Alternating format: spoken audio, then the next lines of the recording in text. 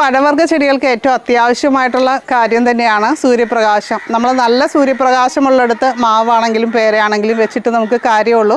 അതനുസരിച്ച് നമ്മൾ കൃത്യമായ ഇടവേളയിൽ വളം കൊടുക്കുക. പ്രത്യേകിച്ച് ഡ്രമ്മിലൊക്കെ ഉള്ള ചെടികൾക്ക് വളം കൊടുക്കുമ്പോൾ കൃത്യമായ ഇടവേളയിൽ നമ്മൾ കൊടുത്തുകൊണ്ടിരിക്കണം. അല്ലാതെ നമുക്ക് ഒരുപാട് വളം ഒന്നിച്ച് കൊടുക്കാൻ പറ്റില്ല.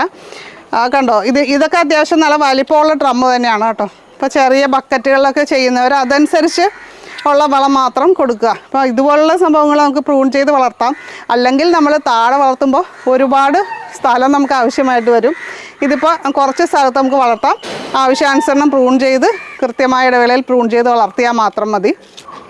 അപ്പോൾ ചെടിയൊക്കെ നല്ല ഹെൽത്തി ആയിട്ടുള്ള പ്ലാന്റുകൾ തന്നെ വാങ്ങാനായിട്ട് ശ്രമിക്കുക. നമ്മൾ നഴ്സറിയിൽ നിന്ന് വാങ്ങിക്കുമ്പോൾ അങ്ങനെ ചെടിക്ക് എന്തെങ്കിലും പ്രശ്നം ഉണ്ടെങ്കിൽ അതിൻ്റെ വളർച്ചയും അതേപോലെ കുറച്ചൊന്ന് സ്ലോ ആയിരിക്കും, കുറച്ച് നാളത്തേക്കെന്നുള്ളതാണ്. പിന്നെ നമ്മൾ കറക്റ്റായിട്ട് വളവും കാര്യങ്ങളൊക്കെ ചെയ്തു വന്നുമ്പോൾ ആ ഒരു പ്രോബ്ലം മാറിക്കിട്ടും.